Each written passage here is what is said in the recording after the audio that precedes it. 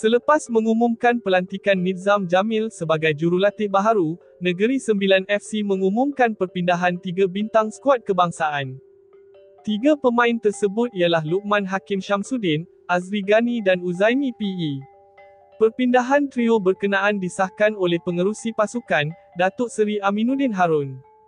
Bagi menjayakan visi ini, Negeri Sembilan FC membuat keputusan untuk menandatangani beberapa pemain utama, antaranya penyerang Luqman Hakim Syamsuddin, penjaga gol Muhammad Azri Abdul Ghani, dan pemain pertahanan Ahmad Uzaimi PE, katanya dalam satu kenyataan. Perpindahan ini memperlihatkan keinginan Sang Rusa untuk bangkit selepas hanya menduduki tempat ke-12 Liga pada musim 2024-25. Sebelum menyertai Negeri Sembilan FC, Luqman dikaitkan dengan perpindahan ke juara Piala Malaysia 2001, Terengganu FC. Beliau kembali ke Malaysia selepas berkelana di luar negara selama 5,5 musim. Uzaimi pula bukan asing dengan Negeri Sembilan, ini kerana beliau pernah beraksi untuk Sang Rusa pada 2022 sebelum menyertai Selangor. Selepas menabur bakti bersama KL City selama 3 musim, Azri berkelana ke Negeri Sembilan.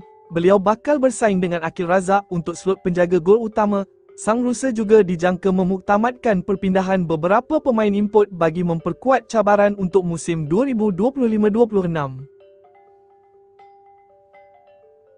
Pelan perlindungan perubatan komprehensif yang ditawarkan oleh AIA Malaysia. Pelan ini direka untuk memberikan perlindungan menyeluruh terhadap kos rawatan perubatan sambil menggalakkan gaya hidup sihat melalui ganjaran kesihatan. Perlindungan tambahan AIA adalah meliputi rawatan pesakit luar seperti dialisis buah pinggang dan rawatan kanser. Perlindungan untuk komplikasi kehamilan dan rawatan pemulihan selepas hospitalisasi. Pilihan untuk menambah reader seperti A+ Critical Care untuk perlindungan penyakit kritikal.